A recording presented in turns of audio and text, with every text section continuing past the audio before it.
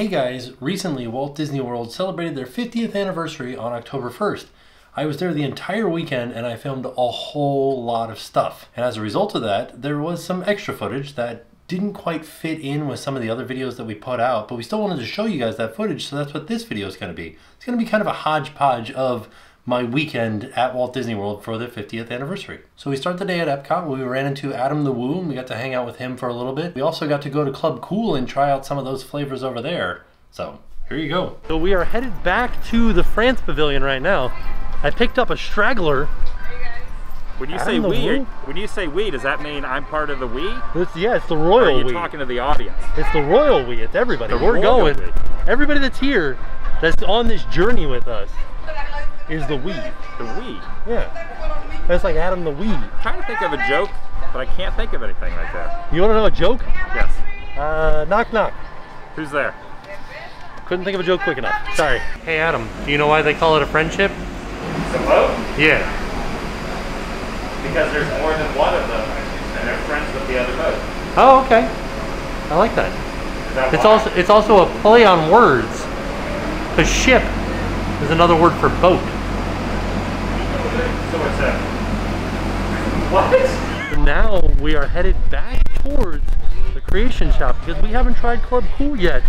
So let's head over to Club Cool and try some of the sodas from around the world. All right, now it's time to get in line for Club Cool. Also, nice short line. All right, so we are going in, but we only waited 12 minutes. Thank you. We're doing it. All right, so now we just wait in another short line, and then we can taste some sodas. Ooh. Lots of Coca-Cola merchandise. And that's it, just a lot of Coca-Cola merchandise. You can also buy various Coca-Cola products. Any sort of Coke merchandise that you might want can either be bought here or at the Coke store in Disney Springs. Well, this one's kind of neat. You got all the different versions of Coca-Cola from around the world on this button-down shirt, but it's t-shirt material. Well, that's interesting. How much is it? $60. So we're going to be doing the free soda samples over here that are the sodas from around the world, but you can also buy sodas over here, just typical normal Coca-Cola sodas, or you can do Coke floats or frozen lemonade or frozen Powerade. All right, so we've got this selection of sodas to try. Everybody knows Beverly, that's from Italy. That's got like a bitter flavor to it. But everything else, so Beverly is a returning flavor from the previous location of Club Cool. Everything else is brand new. And from what everybody's been telling me, I need to try the one from China, which is a sour plum flavor. Everybody says that it tastes like carbonated barbecue sauce. Oh, okay. It smells kind of interesting. It's actually not bad. I could, yeah, it does. It tastes like barbecue sauce. That's very strange. All right, I'm going for Beverly because I haven't had it in a really long time. Yeah, I think Beverly is worse than the barbecue one. Sour plum. Yeah, I think it's better than Beverly. Yeah, these four are the best here. All right, this is Madagascar. That tastes like bubblegum, even though it's supposed to be a blend of tropical fruit flavors. Alright, this one's from the Dominican Republic. This one's called Country Club. Creamy tropical fruit. Okay. So it tastes like a creamsicle, but with like pineapples. Alright, this one's from Korea. So it's just called Joy. And it is apple lychee. That one, I don't think it was carbonated. It's barely carbonated. Kind of good though. It just tastes like apple juice. Let's do the Philippines. This one is a watermelon flavored, sour watermelon. Country Club, Joy, and Bonbon. Okay, that's pretty good. It tastes almost like real watermelon with a hint of fake watermelon in there. All right, this is a Sprite, a Russian Sprite. It's supposed to have cucumber, Sprite cucumber. That is delicious. Like just a cucumber soda. Huh. I would drink that all the time. Okay, this is. They offered me a cucumber soda from somewhere. I'm on it. All right, last one is called Viva from Moldova. Viva Raspberry.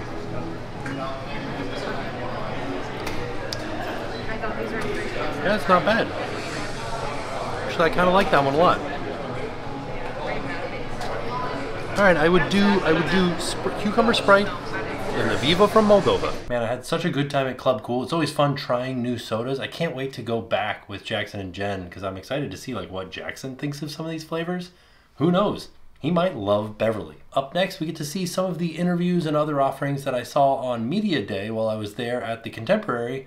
And the first thing that we get to do is learn a little bit more about the dining offerings on the Wish, which is the brand new cruise ship coming to the Disney Cruise Line. So 1923 is our elegant dining room. We like to kind of break it down. We have elegant, adventure, and entertainment. So here we're going back to the Roaring 20s.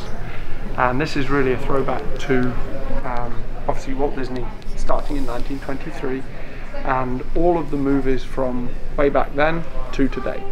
So within the restaurant we'll have hundreds of art pieces that were used in movie creation.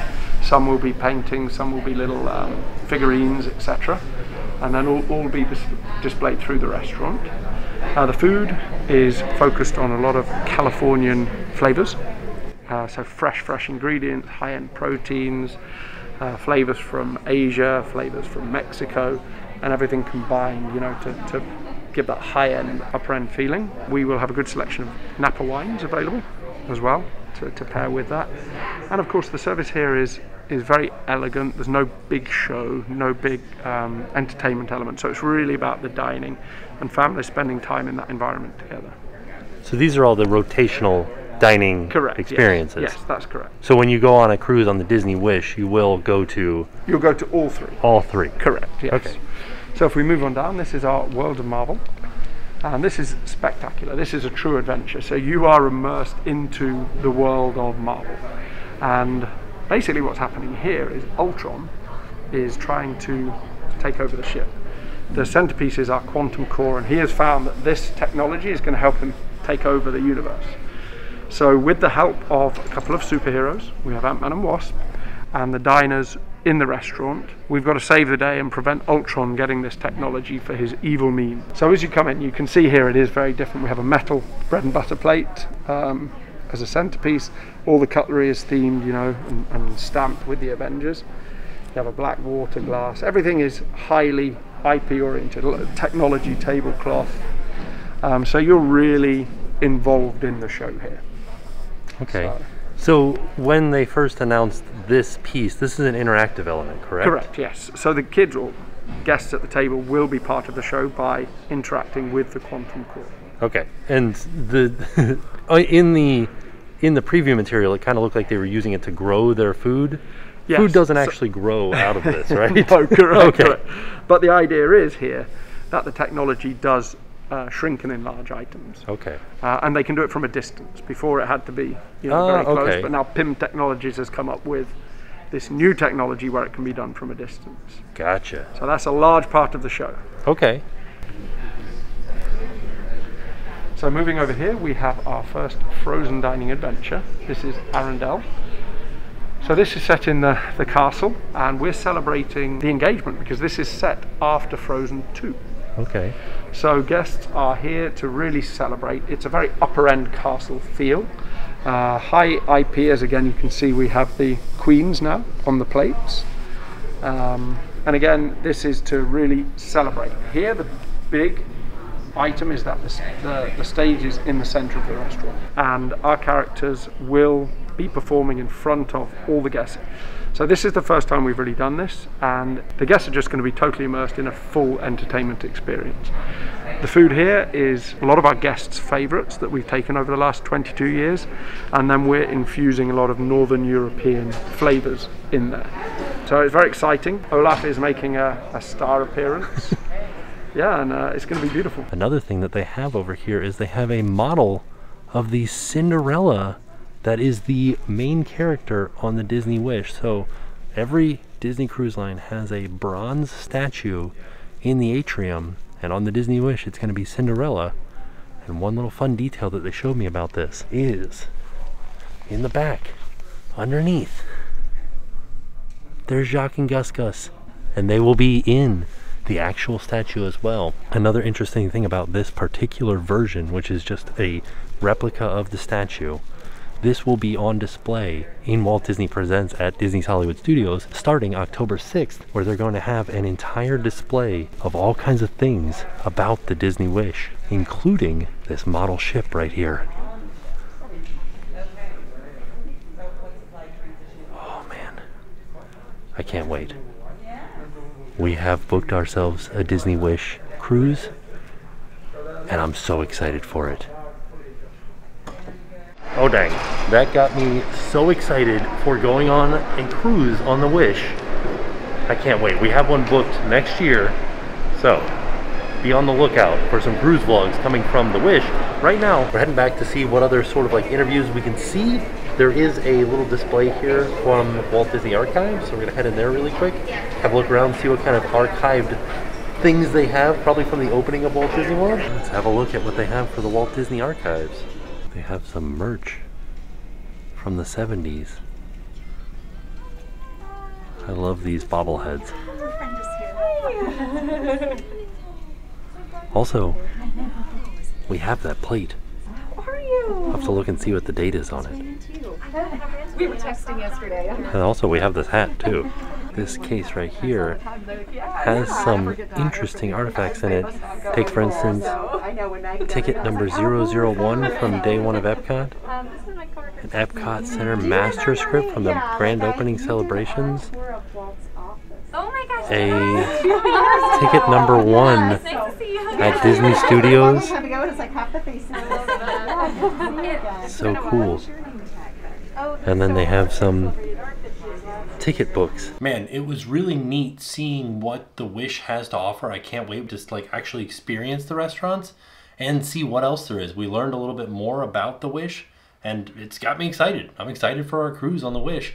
And then also this stuff from the archives was really neat to see. I always like seeing stuff that's been saved and archived in the archives as part of the progression and the growth of Walt Disney World and the Walt Disney Company. It's always cool to see that sort of stuff. And up next, we get to talk to an Imagineer and learn a little bit more about what's coming with the Guardians of the Galaxy Cosmic Rewind roller coaster, and we get to see one of the ride vehicles up close. So can you tell me the storyline of Guardians of the Galaxy Cosmic Rewind? Our story begins with the Wonders of Xandar, which is a presentation that the people of Xandar, who are featured in the first Guardians of the Galaxy film, have brought to Epcot in support of our first Otherworld Showcase Pavilion. So we have this new World Discovery neighborhood, and so the idea is that they've come here just like many of the countries around the World Showcase might have, and they have the same intent. They are here to foster community and to build a better future together, and they're sharing with us information about their people and their planet and some of their advanced technologies, and that really serves as the entry point to kind of draw us into the story. Okay, and I know from yesterday, so we got a little preview tour of the building, that it's a backwards launch. Yes, we do have a reverse launch, and that's a byproduct of the Omni Coaster system that we talked a little bit about yesterday. So historically, we've had the ability through our Omni Mover systems in attractions like the Haunted Mansion or Seas with Nemo and Friends to turn the guest toward the story that we want to tell. Mm-hmm. And we wanted, in this case, to be able to bring that same idea, that same type of storytelling technique to a high-speed thrill attraction. And so this is something that hadn't been done with the ability to control the orientation of the vehicle at all points, no matter what the speed or track tilt or any of those sorts of things, the turns you're going around. And it gives us a lot of capabilities, including, as I mentioned, turning toward a show scene like in the Omni Movers, but also it allows us to extend a show scene longer than what we would be able to do on a traditional coaster, and to turn you away from a sight line that might not be favorable. It really kind of lets us put you into the story in a way that we've never been able to do on a roller coaster attraction before. And so the reverse launch that we've talked about is enabled by the fact that our vehicle can do this, but the choice to do it is really story driven. It's not a choice just to up this thrill factor, although it is a very thrilling moment in the ride. So when you say you're able to control the direction and point people towards the show, you're talking about at speed. Yes. Right, so like roller coaster speed you're pointing at a show scene and following that show scene Absolutely. around, even though the track might be going a different direction. It is under the control of the system at all times. Okay. Yeah. So, can you tell me if the ride starts out almost like an Omni mover, and then say something goes wrong, and that's when it turns into a thrill type roller coaster? I can tell you that you know the experience door to door. So from the time you walk into the building to that Wonders of Xandar to the time you exit is quite varied, and we have a lot of different things that happen along the way. There are things that happen leading up to the launch position, so you'll have to come back next year and learn a little bit more about what that is. And so when you say next year, you're talking about 2022, that was announced Correct, today, that yes. that's the opening date. The other thing that I wanted to know was, yesterday you were talking about, it's the, I don't remember if you used the word longest or largest indoor roller coaster. Longest, because it's hard to measure those in anything other than track length, and that is phrasing that we've used. You've heard that in some of our press releases probably. What I would say is that is kind of a byproduct of the fact that we wanted to tell this massive story. So when you make a choice to base an attraction on something like Guardians of the Galaxy, it kind of brings with it these expectations of scale and energy and exuberance. We didn't go into it with the intention of making necessarily a long attraction or something that would be measured on that basis, but it came out of the effort to develop the right story to go with the Guardians. So that's what led to the scale of the building you saw yesterday and the length of the track, and so it's just part of the story behind this is that we really are trying to deliver on a Guardians experience. Okay, so from start to finish, you're getting almost like a mini Guardians of the Galaxy movie storyline. It should be. We believe it's a very satisfying experience. Okay, and you'll see all of the, maybe not all of the characters, but you will see the Guardians of the Galaxy characters: Star-Lord, Groot, Rocket. The Guardians are along for the ride. So Okay. when we talk about this chase through time and space, it's with the Guardians, and so that's definitely part of the experience. Okay, and then last question that I have for you is, because this is the first Otherworld Pavilion, does it have the ability to, say, like if I went to the Germany Pavilion, I can go in and see, like, oh, here's the aspects of Germany. I can kind of walk through Pavilion. Is that the same thing here with this Otherworldly Pavilion? I would say we say it's kind of connected to those in a way, but the delivery, this is like an expo about Xandar. So Okay. this is them having come and they're presenting some information to us. So it's more of that format. Okay, so you're going to the expo. Yes. Okay, cool. Thank you. Sure. So here is an example of one of the ride vehicles. And I am happy to say it is pretty large. It is a very large ride vehicle, and the seats are very roomy.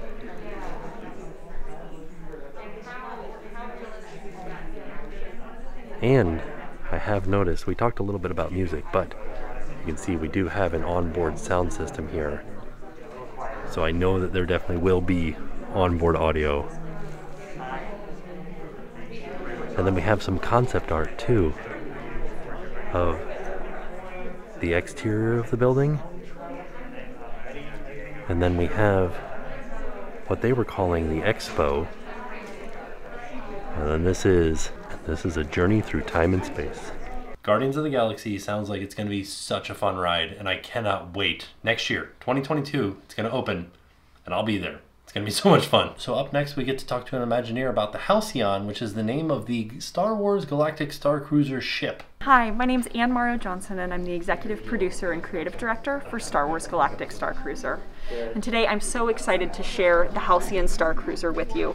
So this is the ship in a galaxy far, far away where our passengers will get to spend 2 days and 2 nights living out their own Star Wars stories. On board, guests will get to do everything from lightsaber training to operating the bridge of the ship, as well as get wrapped up in a broader Star Wars story.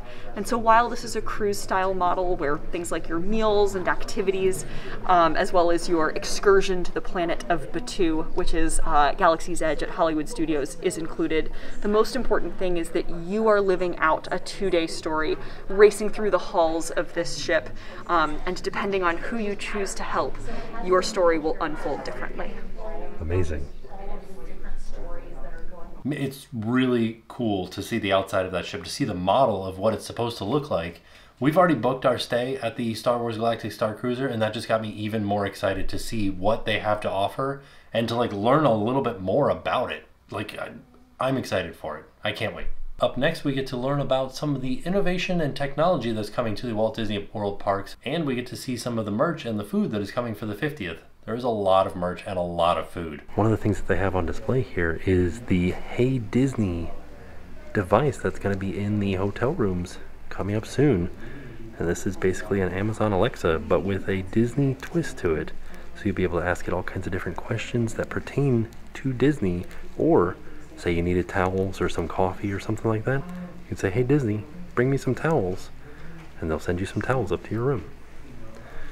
One of the things that I was super excited about was Magic Band Plus. We're very excited about this as well. So as you might know, we introduced Magic Bands back in 2013 to really help make the experience, more convenient, hands-free, and our guests absolutely love them. They're wildly popular, and with Magic Band Plus, we're taking all the things that our guests love about Magic Bands and keeping those in place. So it will still do all the same things that your Magic Band does today, but then we're adding in some new capabilities. So you can see there, one of them is LED color changing lights, also haptics and gesture recognition. And what's really cool is those capabilities give us the opportunity to create new interactive and immersive experiences inside the park. So it's got a lot of that base functionality that we know our guests love, but then it's adding in new layers to ultimately bring to life new experiences. Okay. Do we have a price point yet, or is that next year? Don't have a price point today, but look forward to sharing that in the future. Okay. So you said gestures.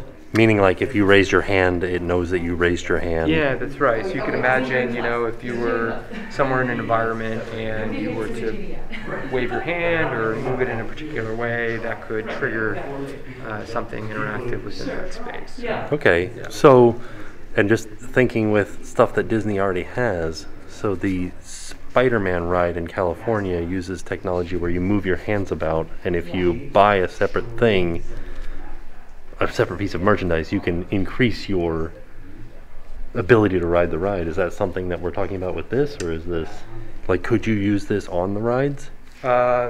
So this in particular does not have any particular attraction integration out of the gate, but it's the same kind of concept in terms of interactivity. Right. Yeah, so a couple of the examples that we announced today, integration in with the nighttime spectacular, so harmonious and enchantment, so the ability to have the lights that are synchronizing with the show as you're experiencing that. Right. We've got a really cool interactive experience in Star Wars Galaxy's Edge, bringing that to life with virtual bounties, as well as a fun way to interact with the Fab 50 character collection as well. Share with you a little bit about our novelty and souvenirs that we have within our food and beverage team. This here is our 50th celebration popcorn bucket, which will be available at our 4 theme parks and at Disney Springs, and it features the 50th celebration artwork. This here is our popcorn bucket for Disney's Animal Kingdom, which features the Disney Kite Tails, which launches tomorrow. Oh, and this is the other side of it. And then this is the other side, so you can get both views. Okay. For our resort guest, we have 2 different options for the resort refillable mugs. We have this one with the 50th celebration art, and then this one here is kind of like a scavenger hunt. We have all of our resorts as well as our modes of transportation in our theme parks located throughout, and then you have an option of either the blue or the gold lid and handle for each of these. Okay. Within the water parks, we're excited to introduce a new design for the water parks, and you can see here we have both of the water park icons on here. For our table service, pool bar, and lounge locations, we're introducing 2 new beverages. We have the Magical Beacon Cocktail, which is our gin-based beverage. It has blue curacao, ogies, lemonade, and the hibiscus grenadine. And then this one here is our iridescent sipibration. So when our guests order it, they'll receive the 50th souvenir cup along with one of these surprising delight garnishes that will be on the lip of the cup. And then when they drop the garnish into the drink, then it will transform into one of these iridescent beverages, and it'll change the flavor profile from a lemonade to a fruit punch. And you can see a little bit of that iridescent hue in there as well. Yeah. That's really neat. Isn't that neat?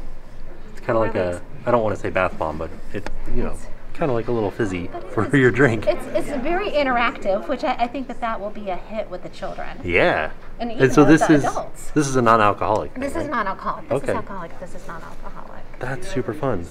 And then these are going to be exclusive to the Magic Kingdom. We have 4 different of the iridescent colors for the Mickey Balloon popcorn buckets. And these will launch tomorrow at the Magic Kingdom. And then for these, Mickey Mouse will be coming at in a later date, but you can see here he's a popcorn bucket. And then Minnie Mouse has an integrated sipper. And Okay. both of them are wearing their celebratory costumes. That's amazing. Okay. Super fun. Thank you very much. My name is Megan, and I'm with the Walt Disney World Resort here to talk specifically about Magic Kingdom food and beverage. Truly, this is all about Walt's legacy and about food from the past, present, and the future, and really what everything is going to look like moving forward, and maybe with a little iridescent sugar sprinkled on top for us here.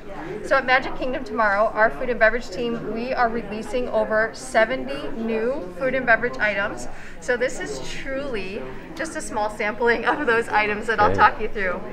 So if it's okay, I'm going to start right here. Yeah. So this is the pressed penny silk pie, and you're going to find that at Casey's Corner on Main Street. And the inspiration behind this is chocolate silk pie was one of Walt Disney's favorite desserts. And then of course the pressed penny arcade opened up in 1971, and we still have our pressed penny machines throughout Magic Kingdom and our parks. So we thought that was a great pairing together. Right here, we have 5 alarm wings. You're gonna find these at Tony's Town Square, also on Main Street. They are sweet and spicy wings served with a little side of ranch dressing.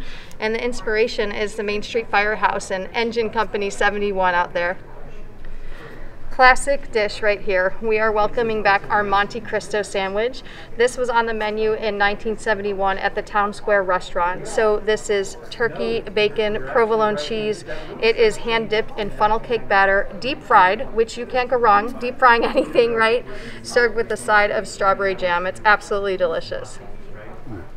Right in front here, I'll draw your attention to our Korean short rib flatbread. So it's got short rib on there, some shredded cheese, some cabbage slaw, and a little bit of ginger mayo. This is served at Pinocchio's Village House in Fantasyland, and the inspiration is really from the It's a Small World attraction. We took a look at that attraction, and we really decided that, hey, what can we do with maybe some of the countries that are represented? So we're pulling in some of the flavors from the various countries that are there.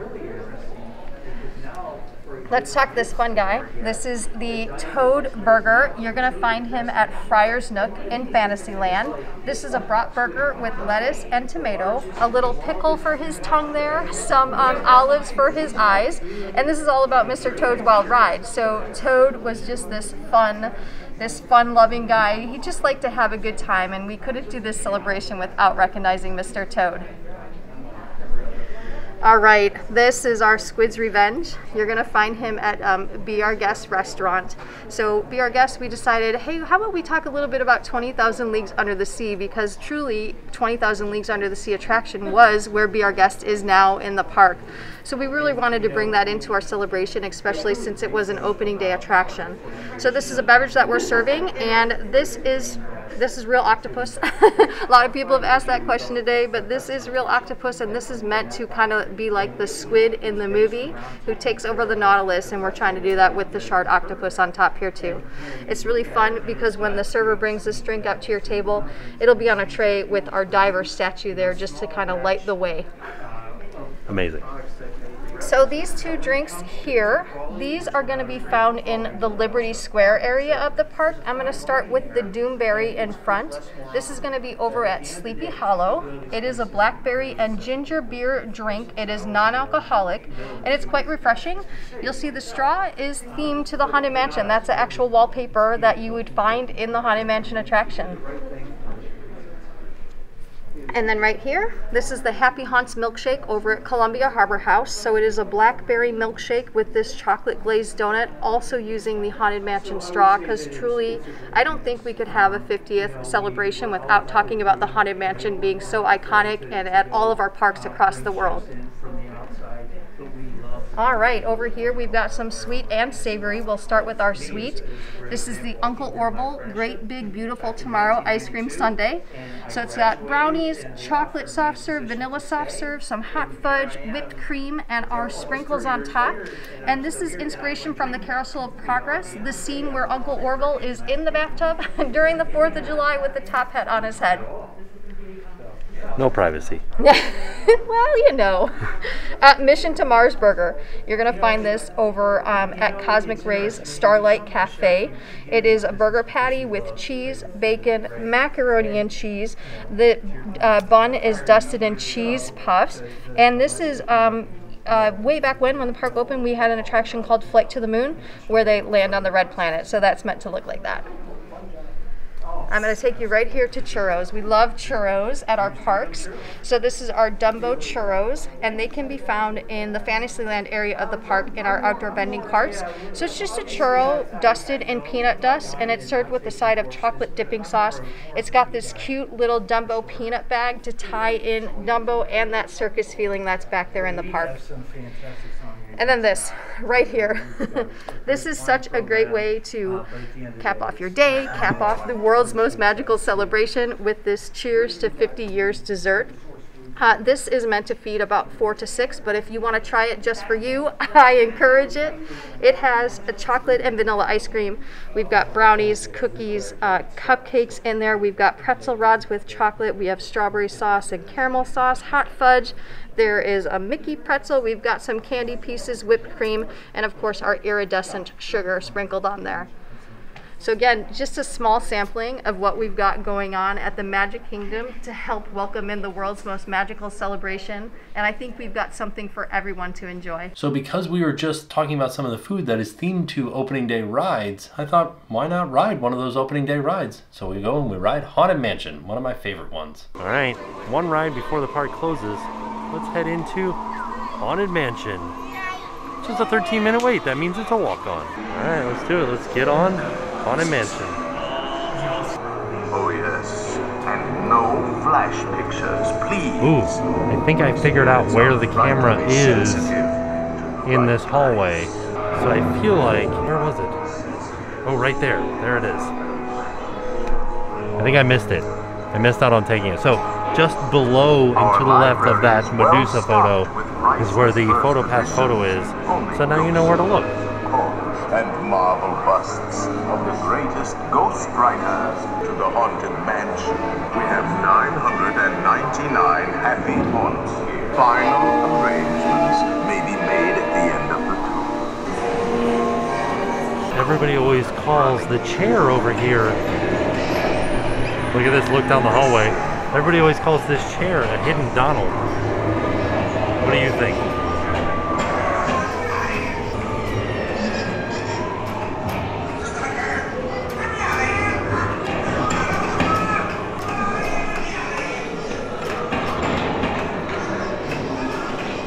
I feel like I've never seen some of these photos before because it's always so dark.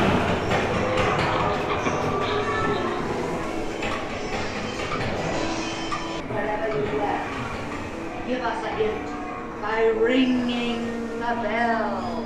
Call in the spirits wherever they're at. Oh, there's the crow. It's time to respond. Send us a message from somewhere beyond.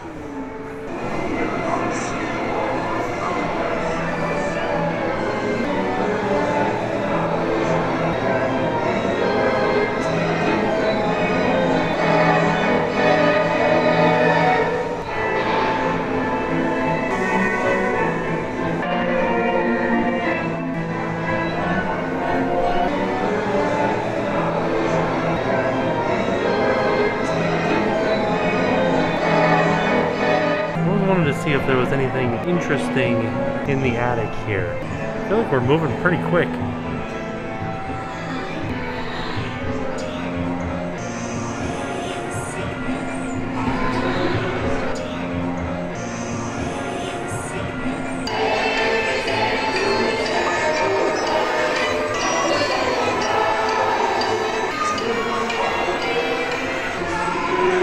Start the street!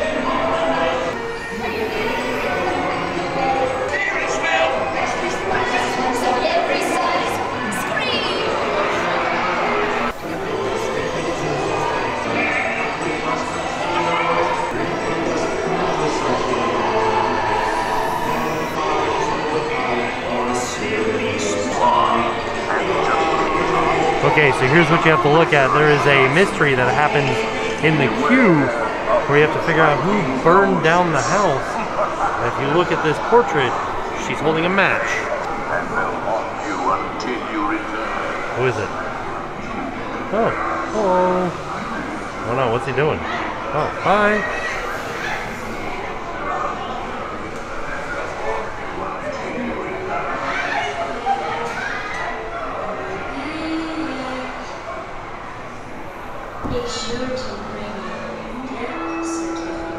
So if we see this family out here, if you read through all of their different epitaphs, you can figure out who killed who. So, avid hunter and expert shot, in the end, that's what he got. So you're looking for one with a gun. So you can see Aunt Florence here has a gun right there. But if we read hers, never did a dishonorable deed, yet found face down in canary seed. So if we're looking over here, the twins here have a canary on theirs, and you can see the bag of seed back there between the two of them. And then if we read theirs, departed life while in their beds, with identical bumps on their identical heads. So we're looking for a hammer over here. There it is. Cousin Maud. Our sleeping beauty never awoke. The night her dreams went up in smoke. So we're looking for some form of fire, which you can't see here because she's the one that lit the fire inside of the Haunted Mansion. But if we read Uncle Jacob, greed was the poison that he had swallowed. He went first, the others followed. His killer's face he surely knew. Now try to discover who killed who. So that's where you start with. You start with Uncle Jacob, and then you look for poison, who is Birdie. And Birdie's got a little poison bottle at the top here. And then we end with Cousin Maud, because inside of the mansion is her portrait holding a match. And it says at the bottom, the night her dreams went up in smoke.